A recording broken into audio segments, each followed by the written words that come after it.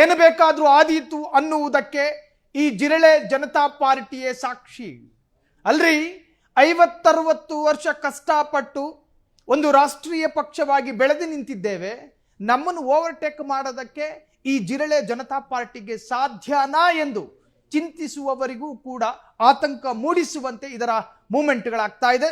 ಅದೇನೇ ಇರಲಿ, ಈ ಬಗ್ಗೆ ವಿಸ್ತೃತ ಚರ್ಚೆ ನಡೆಯುತ್ತೆ. ಈ ಚರ್ಚಾ ಕಾರ್ಯಕ್ರಮದಲ್ಲಿ ಘಟಾನುಘಟಿ ಅತಿಥಿಗಳು ಭಾಗಿಯಾಗಿದ್ದಾರೆ. ಅದರಲ್ಲಿ ಪ್ರಮುಖವಾಗಿ ರಘು ಜಾಣಗೆರೆ, KRS ಪಾರ್ಟಿಯ ಯುವ ಘಟಕದ ರಾಜ್ಯಾಧ್ಯಕ್ಷ. ಸರ್, ತಮಗೆ ಆತ್ಮೀಯವಾಗಿ ಈ ಕಾರ್ಯಕ್ರಮಕ್ಕೆ ವೆಲ್ಕಮ್. Thank you. ನಾನು ಕಾರ್ಯಾಧ್ಯಕ್ಷ ಪಾರ್ಟಿಯ. ಎಸ್, ಸಾಂದರ್ಭಿಕವಾಗಿ ಇನ್ನು ಭಾಗ್ಯನಾರಾಯಣ ಭಗವರಪು, ಸಾಮಾಜಿಕ ಕಾರ್ಯಕರ್ತ. ತಮಗೂ ಕೂಡ ಆತ್ಮೀಯವಾದಂತಹ ವೆಲ್ಕಮ್ ಭಾಗ್ಯನಾರಾಯಣ್. ನಮಸ್ಕಾರ ಸರ್, ಥ್ಯಾಂಕ್ ಯು. ಎಸ್, ನಾನು ಆರಂಭದಲ್ಲೇ ಕಾರ್ಯದರ್ಶಿಯವ್ರ ಜೊತೆ ಮಾತನಾಡ್ತೀನಿ. ರಘು ಜಾಣಗೆರೆ ಸರ್, ಈಗ ಒಂದು ಸುಪ್ರಭಾತದಲ್ಲಿ ಉದ್ಭವಗೊಂಡಂತಹ ಈ ಕಾಕ್ರೋಚ್ನ ರೆಕ್ಕೆಗಳು ಸಿಡಿಲು ಮಿಂಚಿನ ವೇಗದಲ್ಲಿ ಬಡಿತಾ ಇದೆ. ಈ ಬಡಿತಕ್ಕೂ ಒಳಗಾಗಿ ಇಲ್ಲಿನ ರಾಷ್ಟ್ರೀಯ ಪಕ್ಷಗಳು ಕೂಡ ನೆಲಕಚ್ಚೋ ಸಿಂಪ್ಟಮ್ಸ್ ಏನಾದರೂ ಕಾಣ್ತಿದ್ಯಾ? ಈಗೊಂದು ನಾವೆಲ್ಲರೂ ನೋಡ್ತಿರೋ ಹಾಗೆ ಒಂದು ಚರ್ಚೆ ಶುರುವಾಗಿದೆ.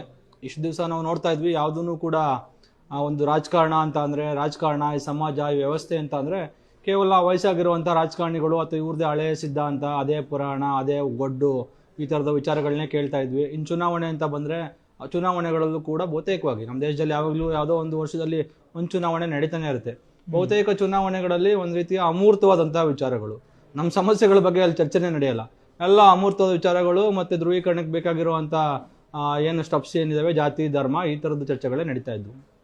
ಸೊ ಇವತ್ತು ಯುವ ಜನತೆ ನಮಗೇನು ಬೇಕಾಗಿದೆ, ನೀವು ಮಾಡ್ತಿರೋ ಸರಿ ಇಲ್ಲ, ನೀವು ಇದೆಲ್ಲ ಮಾಡ್ತಾ ಇದ್ದೀರಾ, ಇದೆಲ್ಲ ತಪ್ಪು ಅನ್ನುವಂತಹ ಅದನ್ನ ಹೇಳುವಂತಹ ಮತ್ತೆ ಅದಕ್ಕೆ ತಮ್ಮದೇ ಆದಂತಹ ರೀತಿಯಲ್ಲಿ ಇವತ್ತಿನ ಭ್ರಷ್ಟ ದುರಾಡಳಿತ ಮತ್ತೆ ಯುವ ಜನತೆ ಆಗಲಿ ಇಡೀ ದೇಶದ ಜನತೆಯ ಒಂದು ಸ್ವಾತಂತ್ರ್ಯ ಮತ್ತೆ ಅವರ ಅಭಿವ್ಯಕ್ತಿ ಸ್ವಾತಂತ್ರ್ಯ ಇವೆಲ್ಲವನ್ನ ದಮನ ಮಾಡ್ತಾ ಇರುವಂತಹ ನಿಟ್ಟಿನಲ್ಲೂ ಕೂಡ ಅದಕ್ಕೆ ಪರ್ಯಾಯವಾಗಿ ಒಂದು ಪ್ಲಾಟ್ಫಾರ್ಮ್ನ ಇವತ್ತು ಸಿದ್ಧ ಮಾಡ್ಕೊಂಡಿದ್ದಾರೆ.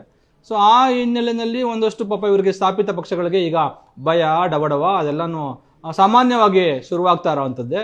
ಸೊ ಹಾಗಾಗಿ ಇದು ಎಲ್ಲಿಗೆ ಬೇಕಾದರೂ ಹೋಗ್ಬೋದು, ಏನು ಬೇಕಾದರೂ ಆಗ್ಬೋದು, ಆಗಲಿ ಅಂತ ಹೇಳಿ ನಾವು ಕೂಡ ಆಶಿಸ್ತೀವಿ.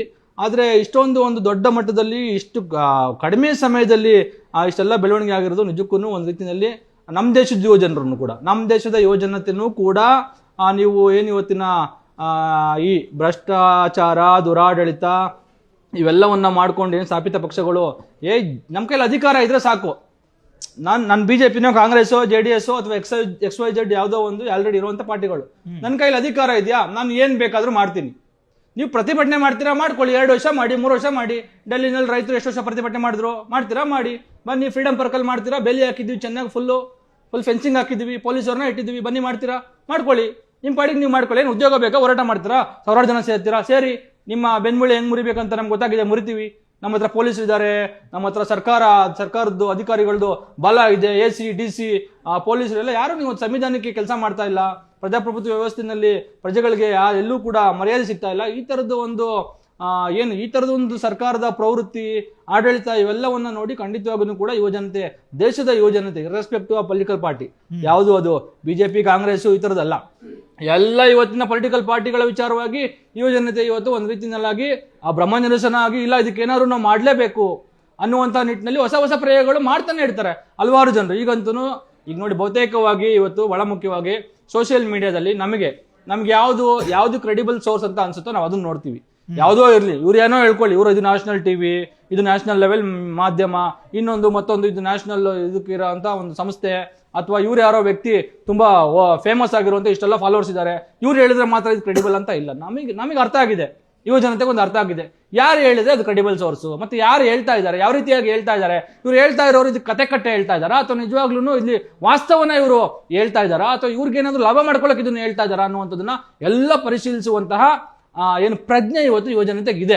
ಅದಕ್ಕಾಗಿ ಅವ್ರು ಏನು ಬೇಕೋ ಆ ಥರದೊಂದನ್ನ ಇದು ಹೊಸ ಥರದ ಒಂದು ಪ್ಲಾಟ್ಫಾರ್ಮ್ ಅನ್ನು ಇವತ್ತೇನು ನಿರ್ಮಾಣ ಆಗಿದೆ, ಇದು ನಿಜಕ್ಕೂ ಒಂದು ಆಶಾದಾಯಕ ಬೆಳವಣಿಗೆ. ಒಟ್ಟಾರೆ ರಾಜಕೀಯ ವ್ಯವಸ್ಥೆಯನ್ನು ಖಂಡಿತವಾಗೂ ಬದಲಾಗುವ ಮಟ್ಟಕ್ಕೆ ಇದನ್ನು ತೆಗೆದುಕೊಂಡು ಹೋಗುವಂತಹ ಜವಾಬ್ದಾರಿ ಇವತ್ತು ದೇಶದ ಪ್ರತಿಯೊಬ್ಬ ಒಂದೇನು ಒಳ್ಳೆಯ ರಾಷ್ಟ್ರ ಅಥವಾ ಒಳ್ಳೆಯ ನಾಡನ್ನ ಕಟ್ಟಬೇಕು ಅಂತಕ್ಕಂಥ ಕನಸನ್ನ ಕಾಣ್ತಾ ಇರುವಂತಹ ಪ್ರತಿಯೊಬ್ಬ ಜನತೆಯ ಜವಾಬ್ದಾರಿ ಕೂಡ ಇದಾಗಿದೆ. ಇದರ ನಡುವೆ ನೋಡ್ತಾ ಇದ್ದೀವಿ ಮತ್ತೆ ಹಲವಾರು ರಾಜಕೀಯ ಪಕ್ಷಗಳು ಇದನ್ನ ಬೇರೆ ತರಕ್ಕೆ ಬಿಂಬಿಸುವಂತ, ಬೇರೆ ತರಕ್ಕೆ ಟ್ಯಾಗ್ ಮಾಡುವಂತ ಕೆಲಸವನ್ನ ಮಾಡ್ತಾ ಇದ್ದ. ನೋಡಿ, ಅವ್ರು ಏನಾದ್ರೂ ಮಾಡ್ಲಿ, ನಮ್ಗೊಂದು ಅರ್ಥ ಆಗಿದೆ, ನಾವು ನೋಡ್ತಾ ಇದೀವಿ, ದಿವಸ ಬೆಳಿಗ್ಗೆ ನೋಡ್ತಾ ಇದೀವಿ. ಇವತ್ತು ಏನಾಗಿದೆ ನಮ್ಮ ದೇಶದಲ್ಲಿ, ನಾವೆಲ್ಲ ಒಂದ್ ತರಕ್ಕೆ ಜನರು, ಇವತ್ತು ಸಾಮಾನ್ಯ ಜನರು, ಅದರಲ್ಲಿ ಇರ್ತಕ್ಕಂಥ ಯುವ ಜನರು ಒಂದ್ ರೀತಿಯ ಸೆಕೆಂಡ್ ಲೆವೆಲ್ ಸಿಟಿಜನ್ಸ್ ತರಕ್ಕೆ, 2ನೇ ದರ್ಜೆ ಸಿಟಿಜನ್ಸ್ ತರಕ್ಕೆ ನಾವು ಇದೀವಿ.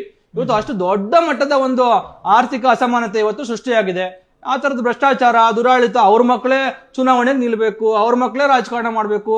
ಸೊ ಇನ್ಯಾರಿಗೂ ಬೇರೆಯವ್ರಿಗೆ ಅವಕಾಶಗಳೇ ಇಲ್ಲಿ ಇರಬಾರ್ದು. ಎಲ್ಲ ಅಧಿಕಾರಿಗಳು, ಸಂವಿಧಾನಿಕವಾಗಿ ಕೆಲಸ ಮಾಡ್ಬೇಕಾಗಿರುವಂತ ಸಂಸ್ಥೆಗಳನ್ನ, ಅಧಿಕಾರಿಗಳನ್ನ, ಪೊಲೀಸ್ ಇಲಾಖೆಯನ್ನ, ಬೇರೆ ಬೇರೆ ತರದ್ದು ಇನ್ವೆಸ್ಟಿಗೇಷನ್ ಸಂಸ್ಥೆಗಳನ್ನ ಇವತ್ತು ಇವರು ಅವ್ರಿಗೆ ಬೇಕಾಗಿದ್ದ ರೀತಿಯಲ್ಲಿ ದುರ್ಬಳಕೆ ಮಾಡಿಕೊಂಡು ಜನರನ್ನ ಹತ್ತಿಕ್ಕುವಂತ ಕೆಲಸವನ್ನ, ಜನರ ಸ್ವಾತಂತ್ರ್ಯವನ್ನ ಕಸಿದುಕೊಳ್ಳುವಂತ ಕೆಲಸವನ್ನ, ಇವೆಲ್ಲವನ್ನ ಮಾಡ್ತಾ ಇರೋ ಹಿನ್ನೆಲೆಯಲ್ಲಿ ಇದು ಒಂದು ರೀತಿಯಲ್ಲಿ ಬೇಕಾಗಿತ್ತು, ನಮ್ಮ ದೇಶಕ್ಕೆ ಇದು ಬೇಕಾಗಿತ್ತು. ಆ ಹಿನ್ನೆಲೆಯಲ್ಲಿ ಏನ್ ನಡೀತಾ ಇದೆ ಇದು ಖಂಡಿತವಾಗೂ ನಾವೆಲ್ಲರೂ ಸ್ವಾಗತಿಸಬೇಕು. ಆ ಹಿನ್ನೆಲೆಯಲ್ಲಿ ಕರ್ನಾಟಕ ರಾಷ್ಟ್ರ ಸಮಿತಿ ಪಕ್ಷ ಖಂಡಿತವಾಗಿಯೂ ಈ ಜಿಲ್ಲೆ ಪಕ್ಷ ಆಗ್ಲಿ, ಪಕ್ಷನೂ ಆಗ್ಲಿ, ಮತ್ತೆ ಅದೊಂದು ಈ ತರದ್ದು ಬಹಳಷ್ಟು ಜನರನ್ನು ಕೂಡ ಏನು ಈ ರಾಜಕಾರಣದಲ್ಲಿ ಇರುವಂತ ನರಿ ತೋಳಗಳನ್ನ ಓಡಿಸುವಂತಹ ಜಿಲ್ಲೆಗಳಾಗಿ ಅಷ್ಟು ಶಕ್ತಿಯುತವಾಗಿ ಬರಲಿ ಅಂತ ಹೇಳಿ ಕೂಡ ನಾವು ಕೂಡ ಬಯಸ್ತಾ ಇದೀವಿ ಸಂದರ್ಭದಲ್ಲಿ. ಎಸ್.